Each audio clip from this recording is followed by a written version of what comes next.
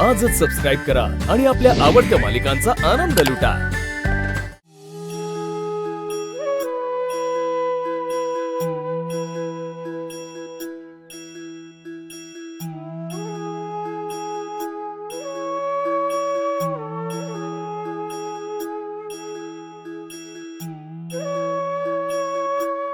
इतकी वर्ष ज्या क्षणाची मी आतुरतेने वाट पाहत होते, आज तो क्षण अशा पद्धतीने आला। मी कोण आहे, माझी माणसं कोण आहे, माझं घर कुठे आहे, माझी हक्काची माणसं मला भेटतील की नाही भेटणार या आणि अशा अनेक प्रश्नांनी माझं मन भंडावून गेलं होतं। आता या सगळ्या प्रश्नांची उत्तरं मिळाली। मला सगळं स्पष्ट आठवतंय। 20 वर्षांपूर्वी याच देवाऱ्यात तुझी पूजा करायचे, भक्तिभावाने तुला नमस्कार करायचे।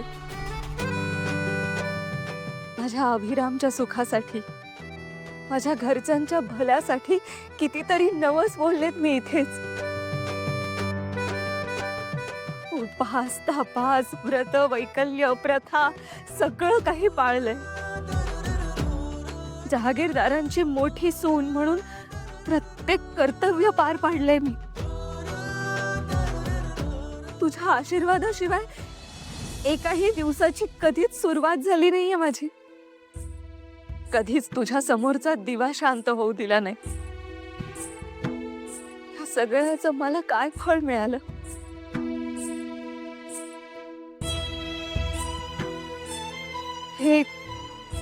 हे सगळं आठवून काय उपयोग?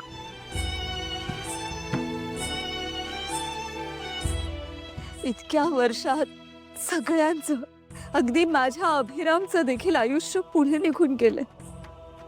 तो खूप बदललाय, विसरलाय मला। का आठवलं मला हे सगळं? माझ्या हक्काच्या घरात राहूनच मला जर परकेपणा जाणवणार होता तर काय या सगळ्या आठवणी? माझा अभिराम, माझं कुटुंब, माझं हक्काचं घर असूनही पोरकी झाले मी। हे परकेपण अनुभवायला तू माझ्या घरात मला का पाठवलंस? का मला सगळं आठवतंय? का अशी परीक्षा बघतोयस तू माझी?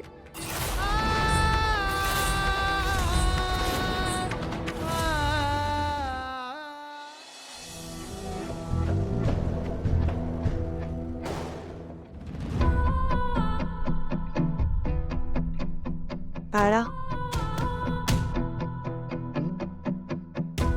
मी तुझ्याकडे दुर्लक्ष करतेय ना, पण मी काय करू रे? एका अशा वादळात अडकले की ठरवूनही मला तुझ्याकडे लक्ष देता येत नाहीये।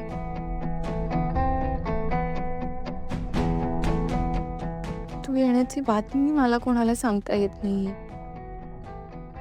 कारण मी एका अशा दलदलीत अडकले की मी किती हातपाय मारले ना तरी अजून आत धजत चालले।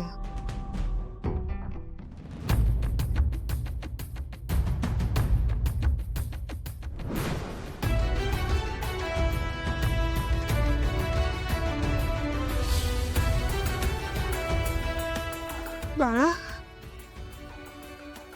तुला माहितीये मी आणि तुझ्या बाबांनी तुझ्या येण्याची किती स्वप्न रंगवली होती। अरे, आम्ही तर तुझं नाव, शाळा, कॉलेज, पार तुझ्या लग्नापर्यंत सगळं प्लॅनिंग केलं होतं। तुला माहितीये, तुझ्या बाबांना जेव्हा कळेल ना की तू येणार आहेस, अरे अख्खं घर डोक्यावर घेतील। जगातली सगळी सुख आपल्या पायापाशी आणून ठेवतील. आपल्या दोघांना तसं एखाद्या नाजूक फुलाप्रमाणे जपतील. तो क्षण त्यांच्यासाठी त्यांच्या आयुष्यातला बेस्ट क्षण असेल.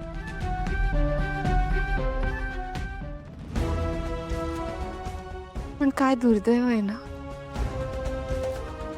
मला त्यांना ही बातमी सांगता येत नाहीये आणि त्यांना हा आनंद साजराही करता येत नाही. हे बाळा, पण तुझ्या बाबांची काही चूक नाही आहे यात. ते तर बिचारे स्वतःच खूप एकटे पडलेत. बाळा, खरं तर मला ना आता ह्यापुढचा प्रत्येक क्षण तुझ्या बरोबर घालवायचंय. तुझ्याकडे लक्ष द्यायचंय. तुझ्यामुळे होणारे माझ्यातले बदल अनुभवायचे. मुलगी, बायको आणि आता आई. हा प्रवास मला एन्जॉय करायचा आहे रे. सॉरी, खरंच सॉरी. पण तू तरी घेशील ना रे मला समजून.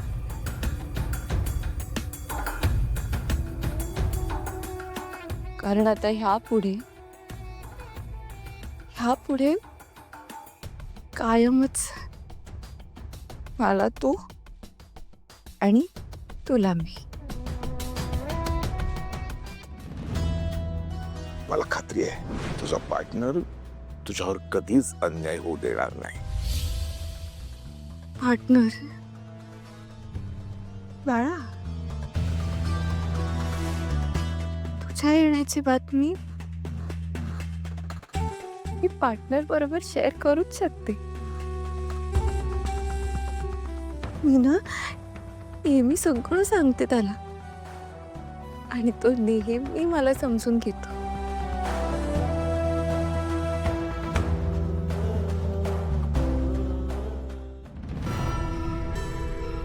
खरं तर मला माझा सगळा भूतकाळ आठवतोय. ही खूप आनंदाची बातमी आहे. पण मी हे कोणालाच सांगू शकत नाहीये. आणि जे घडलं त्यात माझी काय चूक आहे? गुरुजींनी मला सांगितलं होतं म्हणून तुझ्या दर्शनाला मी आले होते आणि तेव्हाच माझा ऍक्सिडेंट झाला. तुला जर सगळं माझ्याकडून हिरावूनच घ्यायचं होतं तर मग मला हे सगळं आता आठवतंय तरी का? काय करू मी आता?